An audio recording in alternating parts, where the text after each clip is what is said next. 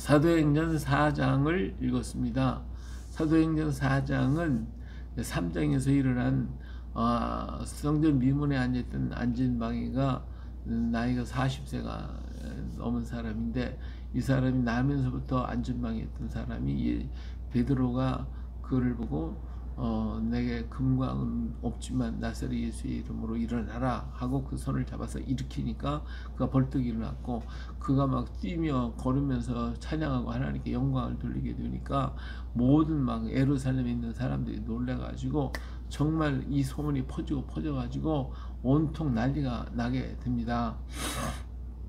그러자 이제 베드로와 요한을 모든 사람들이 물려가지고 어떻게 된 거냐 하고 막 난리를 폈죠. 그때 그는 예수 그리스도를 전함, 예수님의 죽으심과 부활에 대해서 증거할 때에 그들이 모두가 놀랐고 마음의 감동을 받게 되었죠. 자, 그래서 여기 보니까 이들이 가서 외치고 증거할 때에 거기에 보니까 뭐였어요? 4절에 말씀을 들은 사람 중에 믿는 자가 많으니 남자의 수가 약 5천이나 되더라. 얘기했으니까 사도들이 성령 받았을 때 3,000명이 회개했는데 이번에 5,000명이나 되는 사람이 대거 이렇게 하나님께로 돌아오게 되고 하니까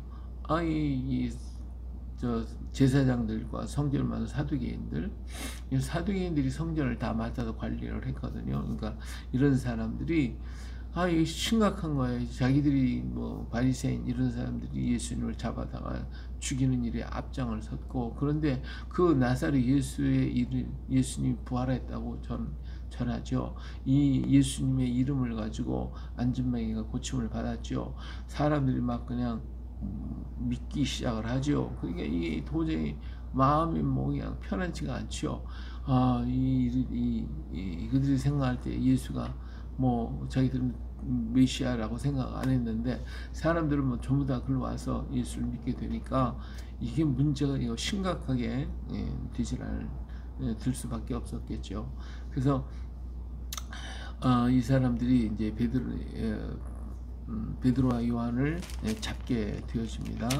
그래서 그들을 잡으면 날이 이미 저물었으니 이튿날까지 가두었으나 그랬어요. 이제 사람들이 너무 막 다 믿고 난리가 나니까 어떻게 하지도 못하고 대제사장 안나스와 가야바 또 요한과 알렉산더와 대제사장의 문중이 다 참여해가지고 다 모여가지고 사도들을 불러다가 얘기합니다. 무슨 권세와 누구의 이름으로 일을 행했냐 하고 얘기를 하죠.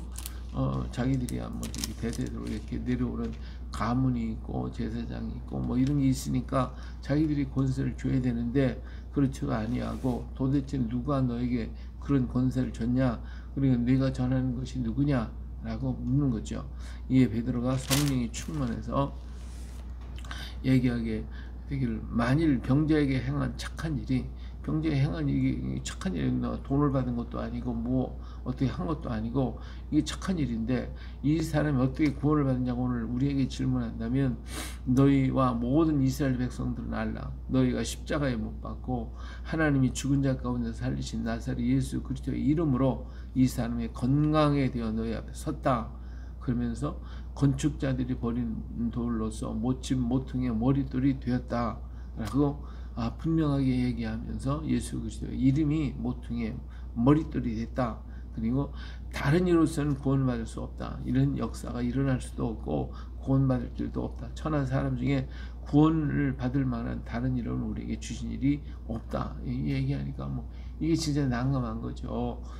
정말 그들은 하나님 이름, 하나님만을 얘기했는데 이제는 그 하나님을 지쳐놓고 예수 그리스도의 이름을 드러내고 예수 그리스도의 이름으로 이런 능력이 나타났다. 자기들이 믿는 지금까지만 전했던 하나님 야훼 하나님이 이 역사하셨다고 그러면, 그럼 그 사람들이 그래도 인정을 하고 그러냐 그럴 수도 있겠지만은 이건 아니고 뭐 전혀 다른 예수 그리스도의 이름이다, 예수의 이름이다. 그러니까 뭐 이게 도저히 이건 이단이고 잘못된 것이라고 생각을 하고 있고, 자기들이 또 예수님을 죽였기 때문에 이 문제가 정말 난감한 겁니다. 역사는 증거는 있지, 그리고 자기들은 당당하게 얘기하지, 그러니까 이걸 어쩔 줄을 모르는 거죠. 예, 그런데 여기 보니까 그들이 베드로와 요한이 담대하게 말함을 보고 그들은 본래 학문이 없는 범인으로 알았다가 이상히 여기며, 그랬잖아요. 이 사람들이 바다에서 고기나 잡는 그런 갈릴리 사람들, 무식한 사람들 이런데 너무 말하는 게 너무 조리가 있고, 학문 그 성서에 있는 말씀을 그대로 증거하는 것을 보니까, 그리고 이 사람이 예수님과 함께 있었던 것도 알게 되고, 그리고 거기에 병난 사람들도 같이 있고, 이 비난할 말이 없는 거예요. 그래서 너희들 나가 있으라고 자기들끼리 모여가지고, 자, 어떻게 하면 좋겠냐, 이거 부인할 수도 없다, 이거.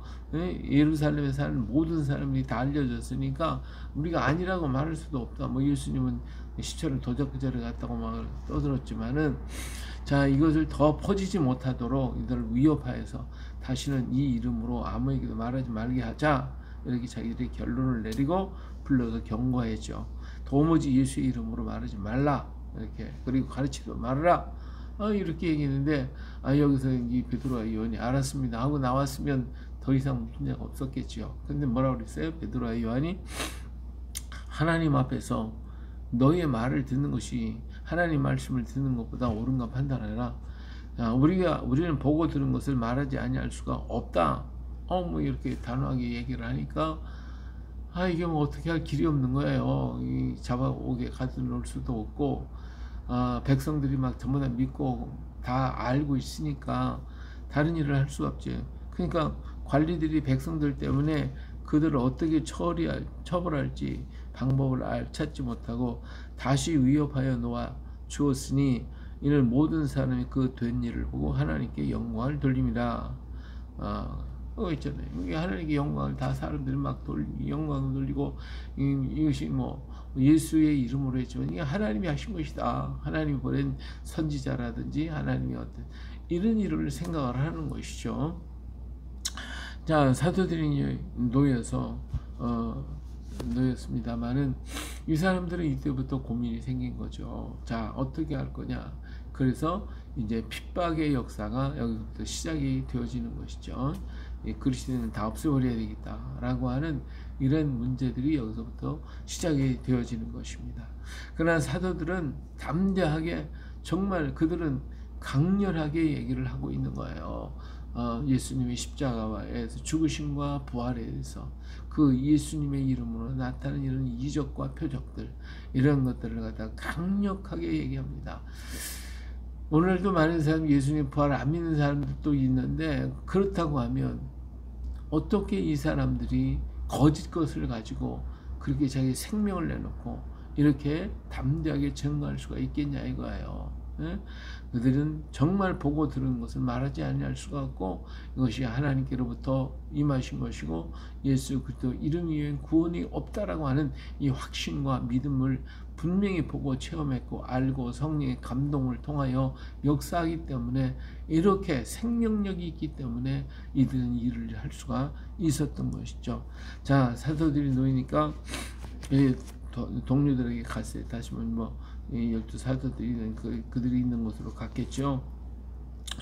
그리고 그래서 이제 제사장과 장로들의 말을 그들에게 다 이 얘기를 하면서, 그 이설을 들었을 때 앞으로 자신들에게 닥쳐질 여러 가지 일들, 그런 것도 우리가 승리한 그 일들, 여러 가지가 복잡한 이런 문제가 생겨졌을 거예요. 그러니까 여기서 그들은 큰 소리로 소리를 높여 그랬어요. 그들이 듣고 한 마음으로 하나님께 소리를 높여 이르되, 대주자여, 천지와 바다와 그 가운데 만물을 지으신 이시여, 또 주의 종 우리 조상 다윗의 입을 통하여 성령으로 말씀하시길, 어찌하여 열방이 분노하며 족속들이 호사를 경영하였는고, 세상에 군왕들이 났으며 관리들이 함께 모여 주와 그의 그리스도를 대적하였도다 하신 예로소이다 하면서, 정말 이제는 저들이 대적할 것이고 여러 가지 문제가 앞으로 이루어질 것을 예상할 때에, 정말 앞으로 이들은 더 많은 각오와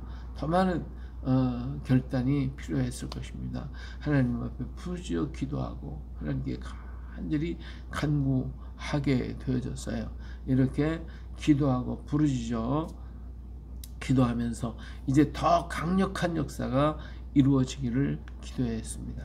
주여 이제도 그들의 위협함을 굽어보시옵고 또 종들로 하여금 담대히 하나님 말씀을 전하게 하여 주시옵고 오며 손을 내밀어 병을 낫게 하여 하시옵고 표적과 기사가 거룩한 종 예수의 이름으로 이루어지게 하옵소서 하고 하나님 앞에 더 큰 역사가 일어나기를 기도하고 부르짖어 간구할 때에 여기 빌기를 다음에 모인 곳이 진동하더니 무리가 다 성령의 충만함을 받아가지고 이제 더 확신과 더 용기와 믿음 능력을 가지고 담대히 가서 담대히 하나님의 말씀을 전하는 이 귀한 역사가 일어나기 시작을 했습니다. 예, 오늘 우리가 이런 여러 가지 문제 있을 때 하나님 앞에 부르짖어 기도할 때마다 하나님은 더 큰 역사, 더 놀라운 역사 우리에게 허락해 주실 줄로 믿습니다. 그렇기 때문에 아무리 세상에 이 예수의 이름을 없애려고 거래도 절대로 사라질 수가 없습니다. 가면 갈수록 더욱 강력하고 더욱 가면 갈수록 예수 그리스도의 이름으로 역사가 일어나고 기적이 일어나고 능력이 나타나고 모든 일들이 일어나기 때문에 그렇습니다. 그렇기 때문에 오늘 이 시대에도 우리 이 땅을 위해서 우리가 부르짖고 예수 그리스도의 이름으로 기도하며 간구하고 놀라우게 부르짖어야 돼요. 우리가 하나님 앞에 부르짖어 예수 그리스도의 이름으로 외치고 기도하고 부르짖을 때 하나님이 응답하실 때 하나님이 그 일을 통해서 영광을 받으시거든요. 하나님 영광을 나타내는 영광을 받으신단 말이에요. 이 얼마나 놀랍고 놀라운 역사냐 그거예요. 주께서 우리가 기도할 때 그 기도의 응답을 들으시고 그리고 응답을 주시고 오히려 영광을 받으신다. 이건 뭐 정말 하나님 앞에 놀라운 역사가 아닐 수가 없습니다. 그렇기 때문에 더욱더 오늘 확신 가지고 믿음을 가지고 주의 이름으로 부르짖고 기도하고 간구해야 할 줄로 믿습니다. 요한복음 14장 13절 너희가 내 이름으로 무엇을 구하든지 내가 행하리니 이는 아버지로 하여금 아들로 말미암아 영광을 받으시게 하려 함이라. 예수님의 이름으로 기도할 때 예수님의 이름으로 행하고 그래서 그 기도에서 나타나는 그 현상들을 통해서 하나님 영광을 받으신다고 그랬으니까 우리는 하나님의 영광 위에 사는 사람들이고 하나님의 영광을 드러내기 위한 것이기 때문에 그것은 다른 게 없어요. 기도, 예수님의 이름으로 기도해서 하나님 예수님의 이름으로 기도한 것들이 나타나고 드러날 때 이를 통해 하나님 영광을 받으시단 말입니다. 그렇기 때문에 이들이 이렇게 기도할 때 성령이 강한 역사가 임하게 되고 성령 충만 받으니까 하나님 영광 받으시는 거예요. 하나님이 기뻐하시는 거거든요. 힘을 주시고 용기 주시고 능력 주시고 은혜 베풀어 주셔서 뭐 기적을 행하고 이적을 행한 놀라운 역사를 이루게 만들어 주시잖아요. 자, 이런 일들이 있으니까 이들이 막 가서 외치고 전하고 하나님 말씀을 전하니까 많은 사람이 밀려들기 시작하는 거야. 믿는 무리가 모여들기 시작하는 이들이 전부 다 모여가지고 한마음 한뜻이 되어서 물건을 서로 통용하고 자기 재물을 조금이라도 자기 것이라 하는 이가 하나도 없더라. 그래서 사도들이 큰 권노로 주 예수의 부활을 증언하니 우리가 큰 은혜를 받아서 그 중에 가난한 사람이 없으니 이는 밭과 집이 있는 자를 팔아 그 판 값을 가져다가 사도들의 발 앞에 두매 그들이 각 사람의 필요에 따라 나눠주미라 그랬어요. 여기 이제 바나바라는 사람이 있는데 이 사람이 정말 레위족 속이 귀한 사람이었지만 이 사람도 자기 밭을 다 팔아가지고 그 값을 사도들의 발 앞에 다 갖다 두었습니다. 이처럼 그들이 이 예수 그리스도를 영접해 드리고 성령 받고 나니까 뭐 그냥 하나님에 너무 감사해서 하나님 앞에 다 자기 것을 드리고 이걸 갖다 분배하고 나눠서 어렵고 힘든 사람들 우리에게 나눠줘서 함께 나아가더라 이거예요. 근데 이것이 이제 잘못하게 되면 이제 공산주의자들이 이제 이것을 이용해 가지고 공산주의 사상을 심었는데 그것을 여기에서 중요한 게 뭐냐? 하나님의 은혜라는 거예요. 하나님의 은혜를 받고 기쁨과 감사함으로 자기 것을 드렸기 때문에 하나님 이 모든 공동체가 이게 하나님의 공동체가 되는 것이지, 강제로 이 일을 이룬다고 하는 건 그건 공산주의가 되어지는 거거든요. 그러니까 오늘 우리는 하나님의 은혜에 감격해서 감사해서 하나님께 예물을 드리고 하나님께 드리고, 그리고 이것을 아름답게 사용할 수 있는 것이 오늘 교회가 해야 할 몫이다 그 말이에요. 근데 무조건 뭐 하나님 앞에 뭐 헌금 드리는 거 반대하고, 또 뭐 그렇게 하면 안 된다, 11조 안 된다, 뭐 이런 얘기를 하는 분들도 있는데, 그게 아니에요. 우리는 하나님의 은혜가 감사하며 얼마든지 드릴 수가 있는 거예요. 그리고 그것을 분배하고 그것을 사용하는 것이 정말 하나님의 뜻 가운데 사용하게 될 때 아름다운 교회의 공동체, 그리스도의 공동체가 되어지고, 이것으로 인해서 많은 영혼들이 구원받고 사랑의 열매가 맺혀지는데, 또 이것을 잘못하게 되면 문제가 더 심각해지는 것 아니겠어요? 이 때문에 정말 그리스도의 사랑의 공동체가 되어야 되고, 거기에 하나님의 은혜가 임하고, 그래서 내가 감격하고 사랑이 충만해지고 은혜가 충만해지는 역사가 있어져야 하는 것입니다. 자, 여기서 바나바가 하나님 앞에 다 자기 것을 다 바쳤어요. 집과 밭을 몽땅 다 팔아버렸어요. 그랬더니 그걸 하나님 앞에 갖다 바치고 자기는 뭐가 됐어요? 뭐 거지가 되는 거지 뭐, 아무것도 없으니까. 이런 멍청한 짓이 어디 있겠어요. 근데 이 바나바는 하나님의 은혜 너무너무 감사하고, 너무 은혜가 너무나 충만하니까 모두가 드렸어요. 그러면 하나님이 어떻게 하겠어요? 나머지 일은 하나님이 책임질 수밖에 없겠죠. 이것이 바로 하나님의 놀라운 역사입니다. 자, 그래서 이 바나바에 대한 얘기는 별도로 나타나서 5장에 이제 그 이후에 바나바의 행적에 대해서 나오게 되는 것입니다. 이 같은 하나님의 은혜를 받고 걸어가는 것이지, 하나님의 은혜가 없이 막 강제로 이렇게 하면 절대로 안 되는 것이죠. 오늘 사도행전 4장에 나타난 하나님의 놀라운 역사, 강력한 성령이 강한 역사가 오늘 또 우리에게 넘쳐나서 이 마지막 시대에 진정한 그리스도의 사람, 그리고 예수 그리스도의 십자가와 부활을 전하고, 그리고 성령 충만 받아서 그 역사를 통하여 나타내는 기적과 역사를 일으켜가는 우리가 될 수 있기를 주의 이름으로 축원합니다. 할렐루야.